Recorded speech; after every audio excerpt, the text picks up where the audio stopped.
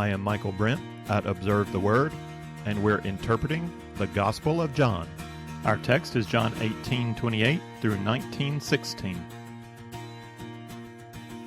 Peter has denied him. All the rest have scattered. Jesus continues the road to the cross alone. He goes meekly as a lamb to the slaughter, but meekness is not the same thing as weakness.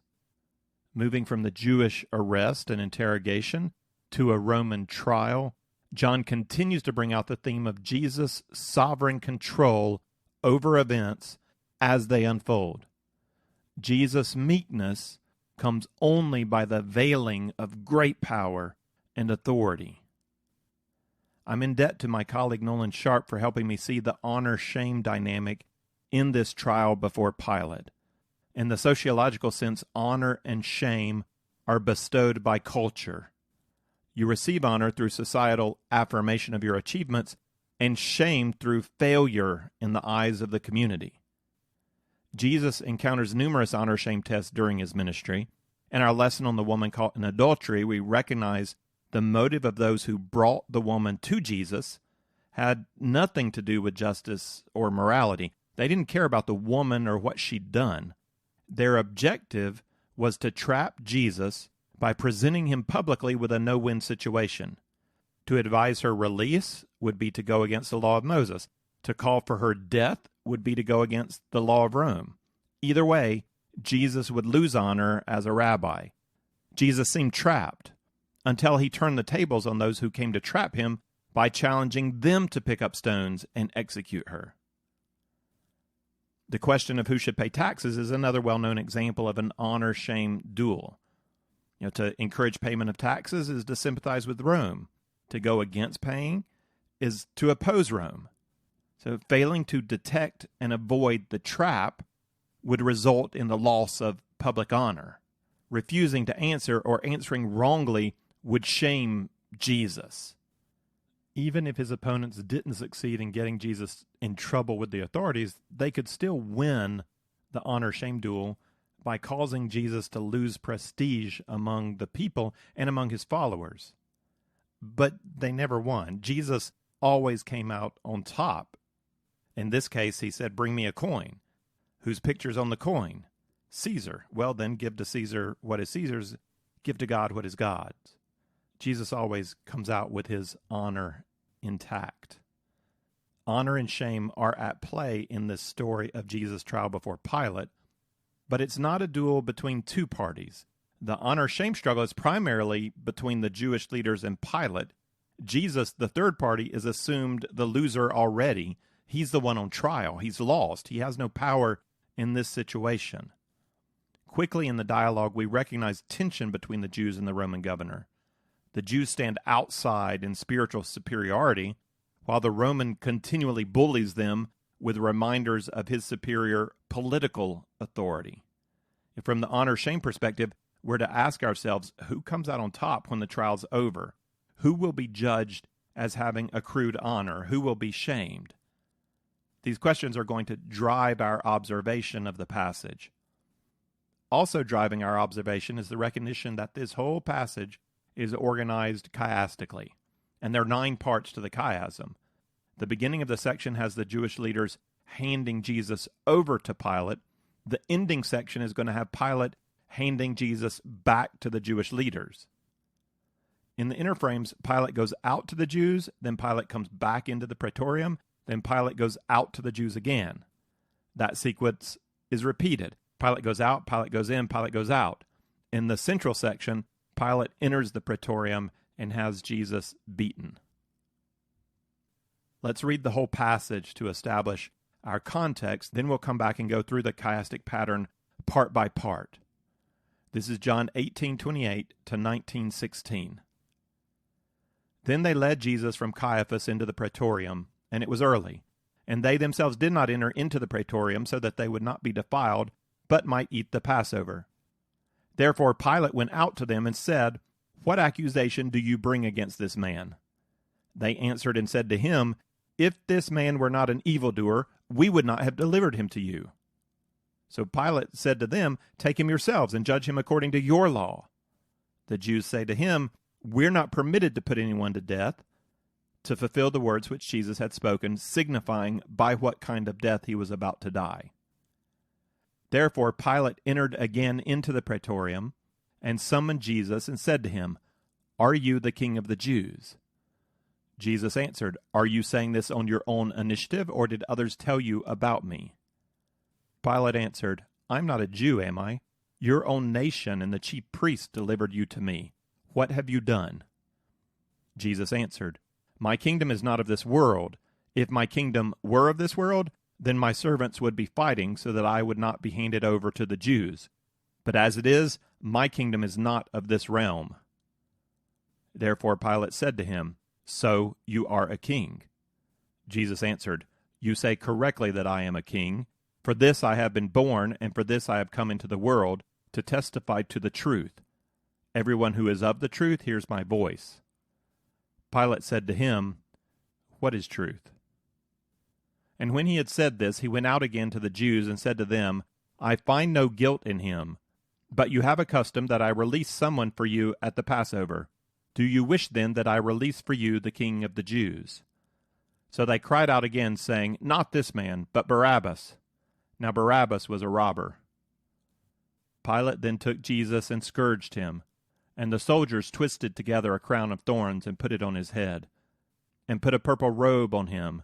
And they began to come up to him and say, "Hail, King of the Jews," and to give him slaps in the face. Pilate came out again and said to them, "Behold, I'm bringing him out to you so that you may know that I find no guilt in him."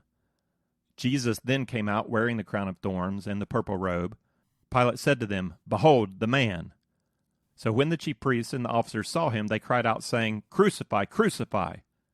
Pilate said to them, "Take him yourselves and crucify him, for I find no guilt in him." The Jews answered him, "We have a law, and by that law he ought to die, because he made himself out to be the Son of God."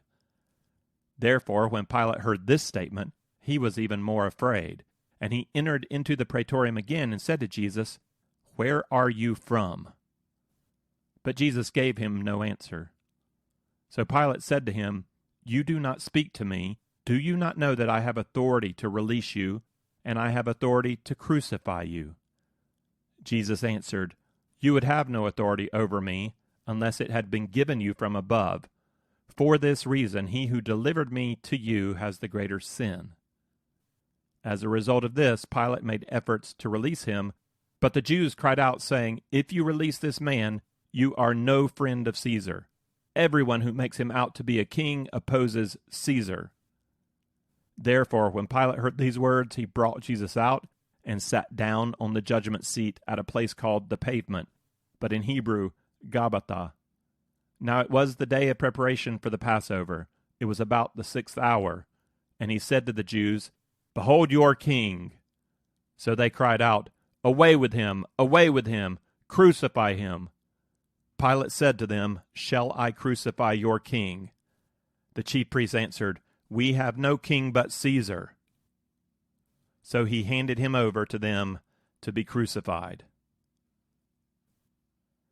Let's go through each element of the structure, focusing on the interactions between the three parties involved, the Jewish leaders, Jesus, and Pilate. The introduction to the section is verse 28. Then they led Jesus from Caiaphas into the praetorium, and it was early. And they themselves did not enter into the praetorium, so they would not be defiled, but might eat the Passover. John mentions Jesus being taken from Annas to the current high priest Caiaphas, but he does not give us details of the Jewish trial. Matthew tells us Jewish lawyers produced false witnesses against Jesus, the very thing Jesus had challenged Annas to do, produce witnesses. The witnesses didn't prove to be credible. Nevertheless, the Jewish officials decided to ask Pilate for permission to execute Jesus. John doesn't give us any detail of that trial. He begins this section with the Jews bringing Jesus from Caiaphas to the praetorium, the official residence and office of the Roman governor. And ceremonial Jewish law prevents the Jewish leaders from entering the governor's residence, because to do so would render them unclean. They would not be able to participate in Jewish ceremony for 24 hours. The text tells us they would not be able to eat the Passover. That sounds like an odd comment, since the Passover meal was eaten one night earlier when Jesus was with his disciples, when he washed their feet. The Passover meal was then immediately followed by the Feast of Unleavened Bread. In Jesus' day, the term Passover became a way to refer both to the meal and to the week that followed, to the week of unleavened bread. The whole period was referred to as Passover. And during the Feast of Unleavened Bread, the priest ate the meal of daily sacrifice. So the comment here about not eating the Passover can't refer to the Passover meal. That's already passed. So most probably it refers to this ceremonial eating that these priests would participate in that takes place every day during the Feast of Unleavened Bread, generally being called here Passover. The important point in this text, for the sake of John's narrative, is that the Jews have a ceremonial reason for not entering the praetorium. They stop outside to hand Jesus over. That ceremonial requirement sets up almost a comical nature to this trial, which forces this respected, powerful Roman governor Pilate to constantly go in and out of his own courthouse. He comes out to speak to the prosecutors. He goes in to speak to the defendant. He comes out again. He goes in again, and it just keeps going. And he first comes out to the Jewish leaders in the second element of the chiasm, verses 29 to 32. Therefore, Pilate went out to them and said, "What accusation do you bring against this man?" They answered and said to him, "If this man were not an evildoer, we would not have delivered him to you." So Pilate said to them, "Take him yourselves and judge him according to your law." The Jews said to him, "We are not permitted to put anyone to death," to fulfill the words which Jesus had spoke, signifying by what kind of death he was about to die. Judaism was a recognized religion in the Roman Empire with certain privileges, particularly the right to maintain ceremonial observance. In spite of his pride as a Roman governor, and in spite of what he might have thought of Jewish religion, Roman law allowed the Jews to refuse to enter into Pilate's praetorium. And the historical record suggests that Pilate did not appreciate at all accommodating Jewish sensibilities. He's Roman. They should accommodate to him. Josephus writes that prior to this trial of Jesus, Pilate had provoked outrage by setting up the imperial standards in Jerusalem. The imperial standards depict Caesar, and because Romans recognize Caesar as divine, images of him in Jerusalem smack of idolatry to the Jews. Josephus also makes the charge that Pilate used funds from the temple treasury to build a new aqueduct in Jerusalem. There was no love lost between Pilate and the Jewish leadership. Pilate walked this line between his own sense of Roman superiority and potential riot. In this case, Pilate submits to Jewish sensibilities, but he doesn't submit graciously. When Pilate asks for the accusation against Jesus, the Jewish officials, they're not gracious either. They give a snarky response. If this man were not an evildoer, we would not have delivered him to you. In essence, they're saying, we've already tried him. We're just here for you to sign off on his execution. Let's get on with it. They don't want to validate Pilate's judicial role. They don't see any reason for a Roman trial. Not appreciating the response, Pilate pokes them where it hurts. Take him yourselves and judge him according to your law. Pilate knows they can't get what they want without him. Rome holds power. Rome has the honor here. The Jews are the subjected people. They're subservient to the will of Rome, and being reminded of that is shameful.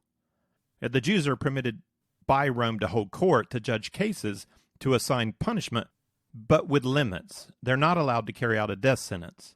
They have to come and ask for permission from the governor. Everybody knows this, but Pilate makes them say it. He makes them say, we are not permitted to put anyone to death. Probably feeling an affront that these Jewish leaders would not come into his court, and certainly not appreciating their response when he asks about the accusation, Pilate bullies them into admitting their dependence on Rome. John points out that this historic dynamic leads to the death foretold by Jesus. The Jews would have stoned him for blasphemy if the death penalty were not in their power. But 3 times in this gospel, Jesus has said the Son of Man must be lifted up. And since the Jews don't have power to execute a death sentence according to their law, it must be carried out by Rome's permission in the way that Rome chooses to carry it out. Jesus will not be stoned by Romans. He will be crucified. He will be lifted up, just as he said. He will be as the serpent lifted on a pole, as in Numbers 21:8, cursed by hanging on a tree, as in Deuteronomy 21:23, and pierced through for our transgressions, according to Isaiah 53:5. God is the one in control here. Pilate decides not to just trust the word of these Jewish officials. He's not just going to give them what they want. So we have Pilate going back into the praetorium to question Jesus himself in verses 33 to 38a. Therefore Pilate entered again into the praetorium and summoned Jesus and said to him, "Are you the king of the Jews?" Jesus answered, "Are you saying this on your own initiative, or did others tell you about me?"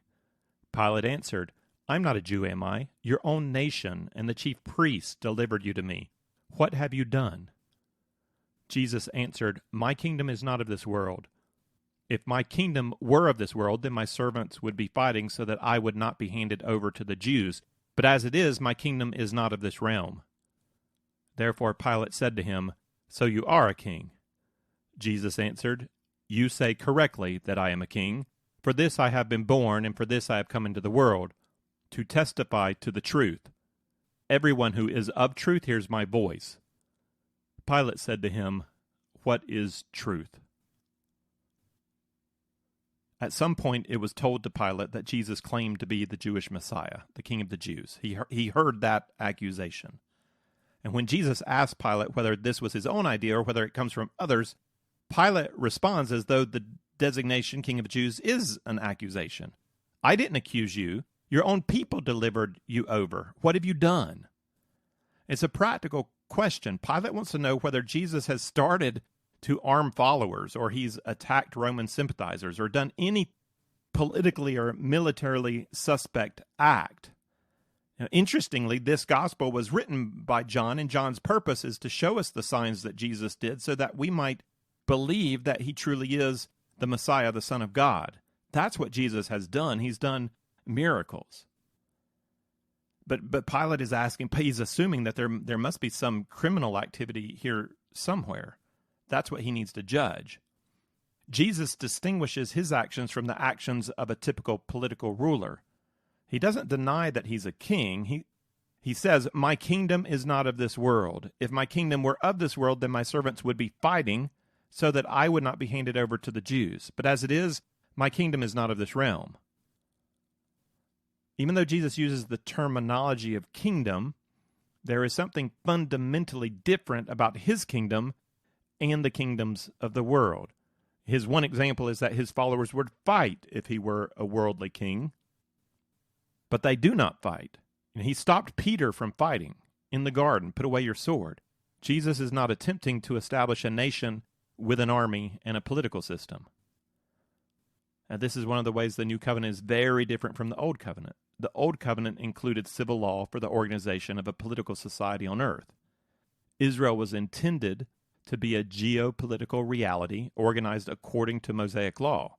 God granted land to Israel.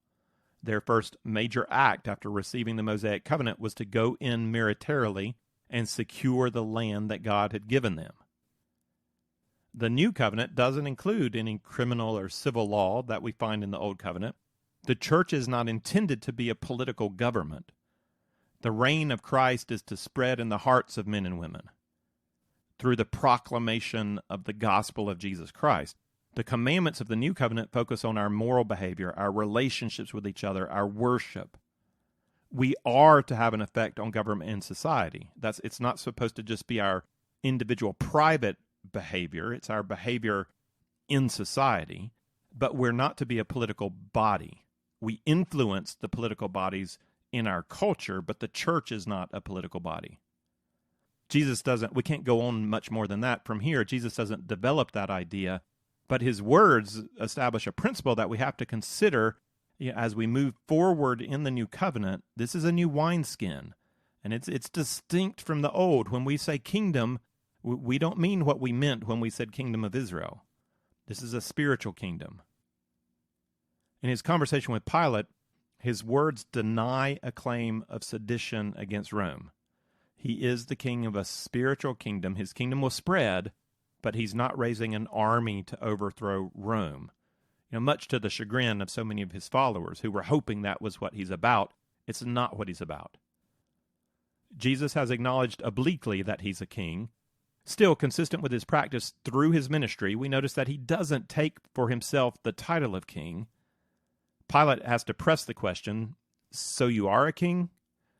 Jesus affirms that he's a king, but still without directly saying it. He doesn't say, "I am a king. Yes, I am a king." Instead, he puts the declaration back into Pilate's mouth. "You say correctly that I am a king. For this I have been born, and for this I have come into the world, to testify to the truth. Everyone who is of the truth hears my voice." This doesn't sound like seditious politics to Pilate. It sounds like very much like religion. Now, he's not able to hear the voice of Jesus. As a pragmatic politician, he responds to Jesus' claim about truth, and he just says, "What's truth? What is truth?" And it sounds like a conversation ender for Pilate. He doesn't want to go there with a Jew.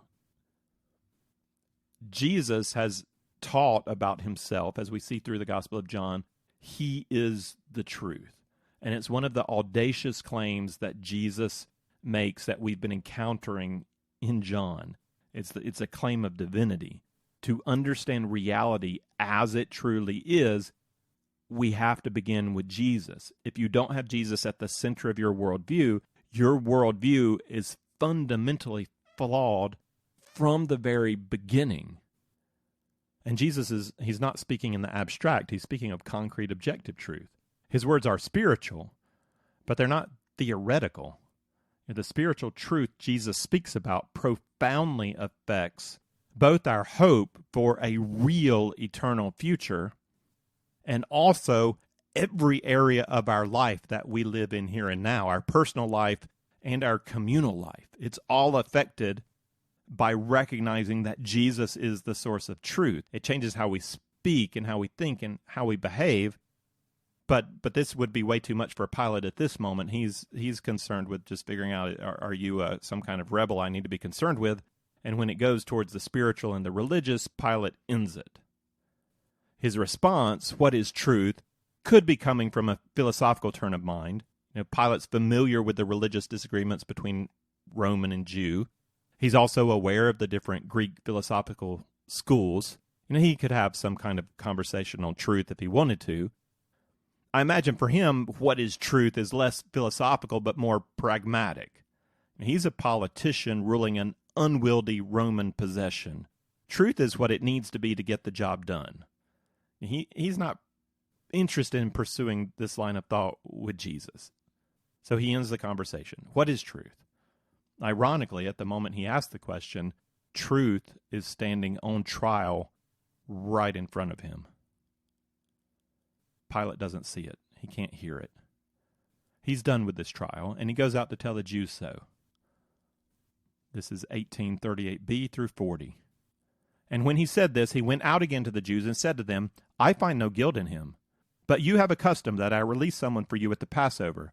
Do you wish then that I release for you the King of the Jews?"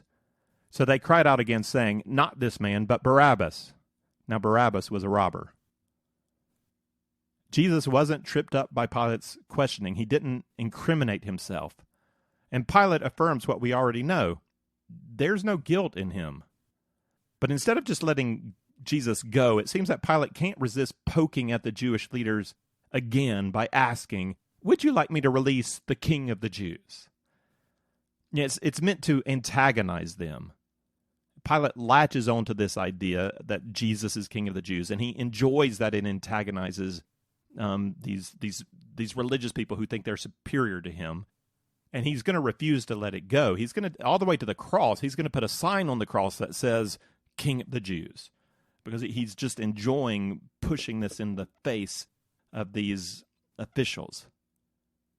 Well, the Jews refuse Jesus. They don't want Jesus, and they ask for the release of a thief, a robber. The word means more than it probably sounds to us, and we see that in the other Gospels, which indicate that Barabbas was involved in kind of murderous sedition of Rome. His name's highly ironic. Have you thought about what Barabbas means? Bar means son of. Abba, you know what Abba means? Father. Barabbas means son of the Father. So imagine this. Pilate gave the Jews a chance to set free the King of the Jews, who actually truly is the King of the Jews. They reject Jesus, the true King, and instead secure forgiveness for a rebellious murderer. The murderer's name is, ironically, Son of the Father. The true Son of the Father is condemned, and in the end, this one that is handed over unjustly is the one who's going to secure forgiveness for the ones who refuse to secure it for him. Now, Pilate has created a problem for himself. He wanted to release Jesus. He could have released Jesus, but he couldn't resist antagonizing the Jewish leaders once more by asking, would you like me to release your king? And when they say no, their rejection of Jesus prevents Pilate from releasing him. So now he's put himself in a corner. Now he's got to keep Jesus. He's not ready to execute Jesus, so he has him beaten. And this is 19:1-3. Pilate then took Jesus and scourged him, and the soldiers twisted together a crown of thorns and put it on his head, and put a purple robe on him, and they began to come up to him and say, Hail, King of the Jews, and to give him slaps in the face. The soldiers don't just beat Jesus, they shame Jesus. They're clueless that their mockery is another ironic recognition of Jesus' true identity. The crown of thorns, the purple robe, the cry, Hail, King of the Jews. They're all befitting the true King of heaven, who's given himself over to be executed by men for the sake of men. They violently and cruelly attempt to shame Jesus, but is Jesus shamed? He's only shamed if we accept the attempts of Romans and Jews to do so.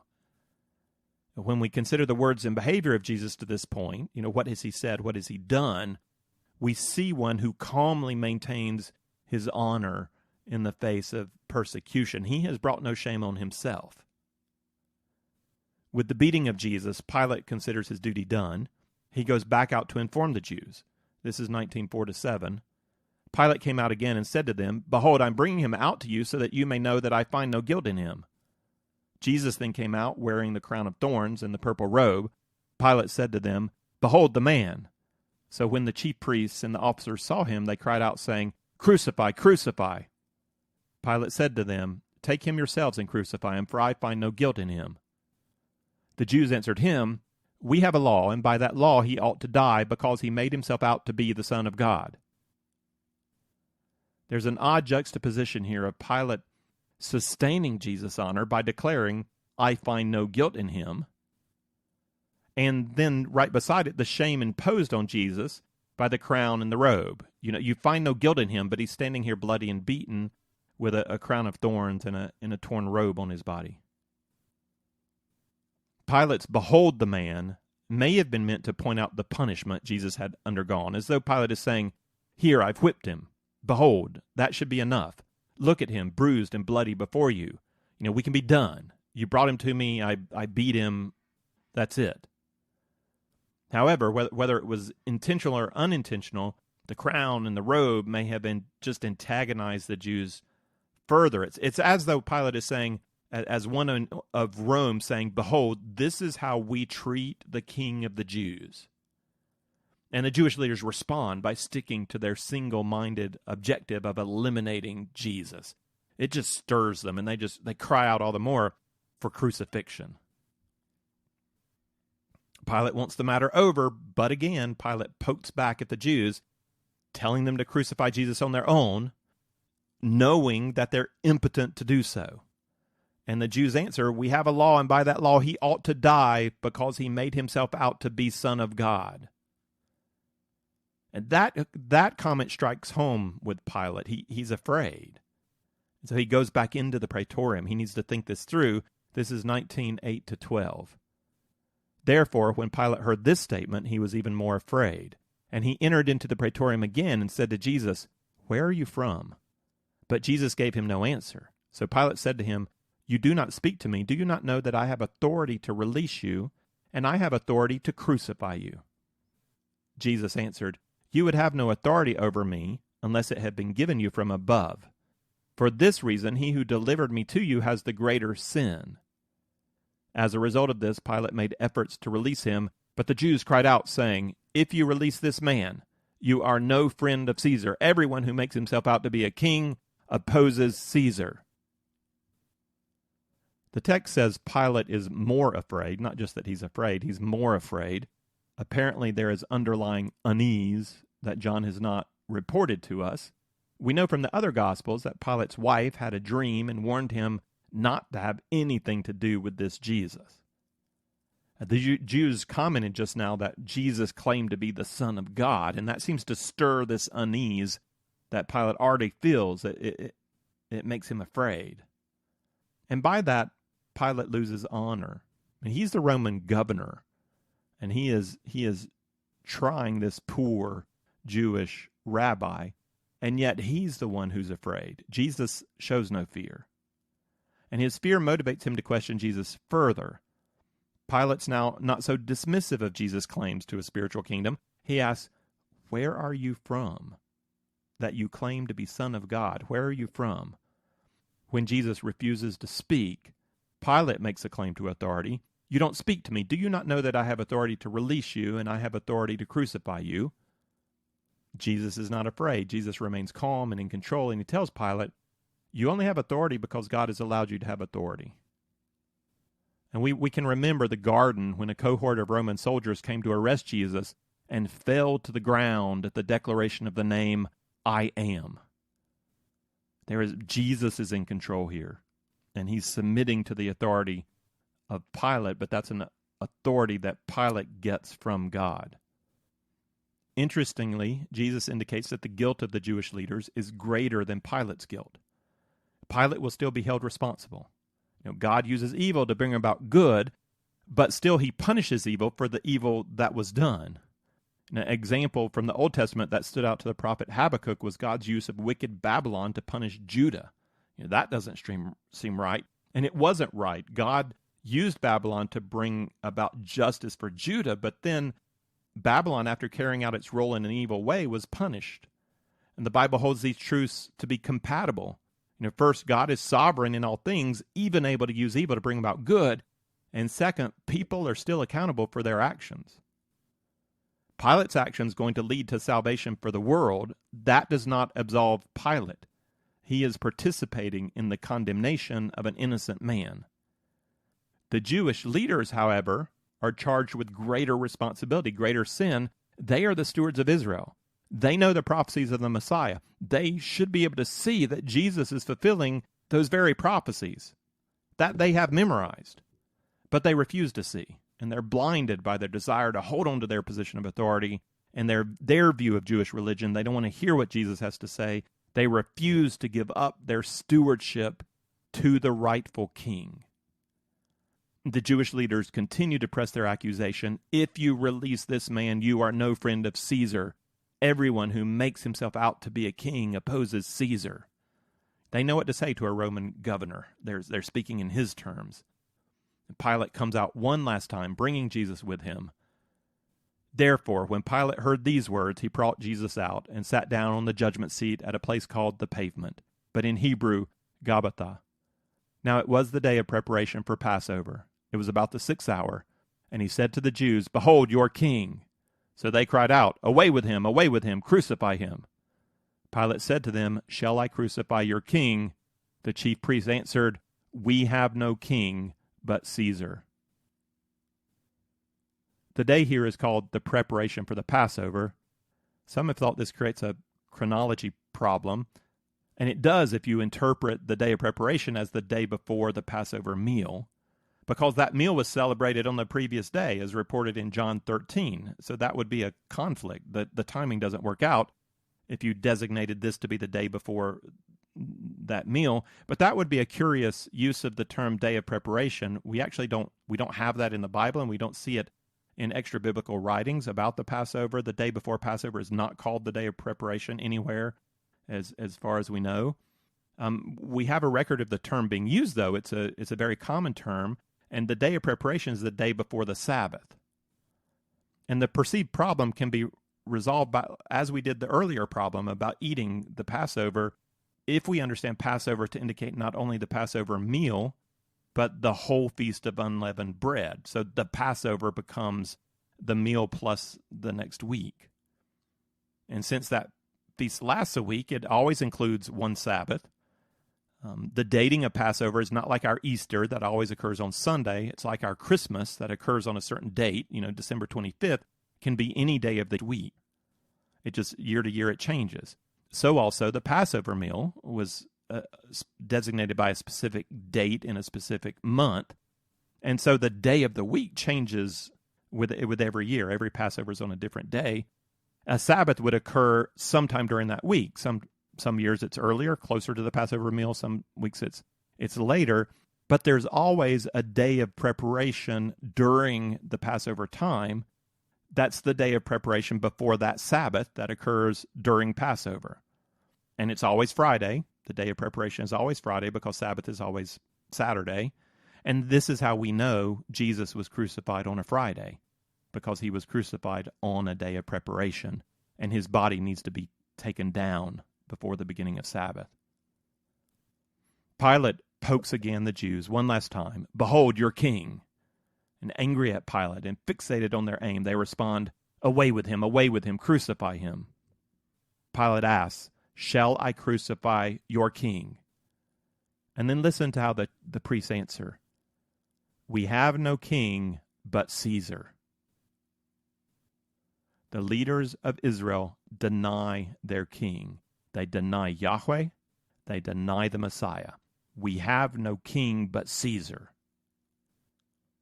And though Jesus is on trial, the Jewish prosecutors just incriminated themselves. We have to stand a moment in silence, hardly believing, did they just say what I heard them say?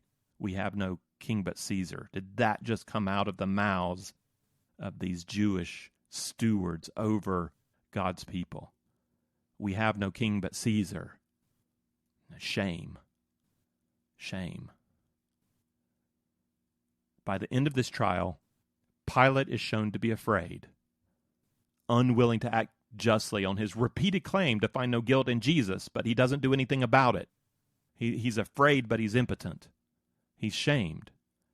And the Jewish leaders are shown to be hypocritical in their single-minded crusade against Jesus. They go so far as to reject the sovereign rulership of Yahweh over their nation, and they claim Caesar just to get what they want, to get Jesus crucified. Only Jesus maintains his honor throughout, even though there's this attempt to severely shame him. In the middle of the section, he's beaten, he's robed, he's slapped, and a crown of thorns is put on his head, so that society is doing all they can do to shame him. But we look at what he says, and we look at how he behaves, and we look at his control throughout. And we see who's in charge. Nevertheless, he does allow the injustice to continue. He's not going to halt the road to the cross. He continues on. And our concluding verse is 19:16. "So Pilate then handed him over to them to be crucified." Pilate stamps the death order, and he hands it over, giving Jesus back into the hands of the Jewish leaders. They got what they came for. And Jesus continues on to the cross alone.